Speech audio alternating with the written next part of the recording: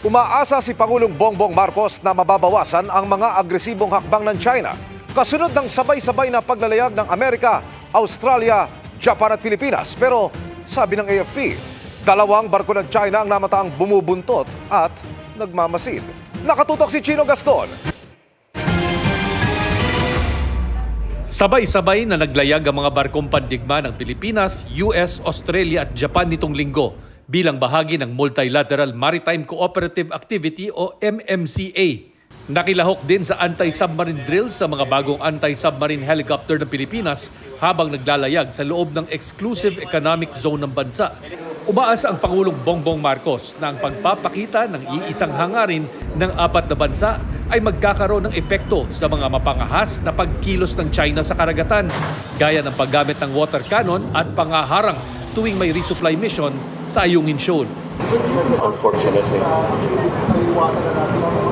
incidents happening by China. I sincerely hope so. I really do. I really do. But again, so we are trying everything. We still continue to talk at the ministerial level, at the sub-ministerial level, at the people-to-people level. Lahat ng maaari natin gawin, ginagawa natin para kausap ang Chinese leadership, ang Beijing, makausap sila na wag na natin masyadong papainitin pa.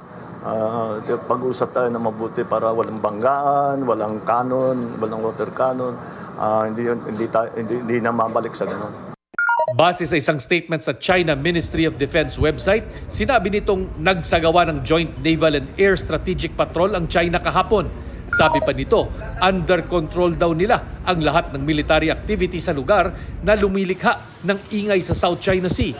Kinumpirma ng AFP na habang isinasagawa ang MMCA, bumuntot at nagmamasid sa exercise ang isang reconnaissance ship at missile destroyer ng Chinese Navy.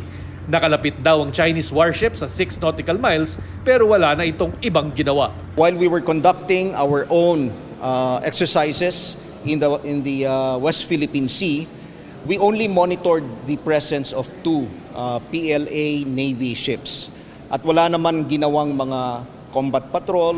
What we wanted to do here is to uphold the freedom of navigation and overflight.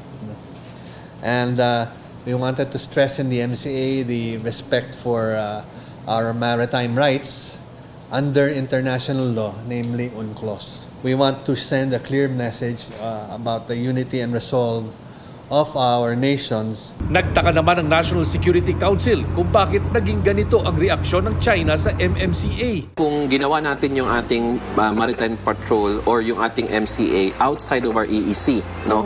Or lumapit-lapit tayo sa mainland China or sa loob ng EEC ng China, pwede nilang sabihin they're messing up the situation, that we are messing up the situation. Pero given na nandito lang naman tayo sa teritoryo natin at ang ginagawa naman natin ay hindi naman provocative in the sense na hindi naman, it is not meant to counter any movement from their side, hindi namin maintindihan kung saan nanggagaling yung ganong klaseng reaksyon. Sa darating na Mayo, magsasagawa naman ng joint sale ang US at Pilipinas sa bahagi ng EEZ malapit sa karagatan ng Palawan bilang bahagi ng 2024 Balikatan Exercises. Para sa GMA Integrated News, Chino Gaston, nakatutok, 24 oras.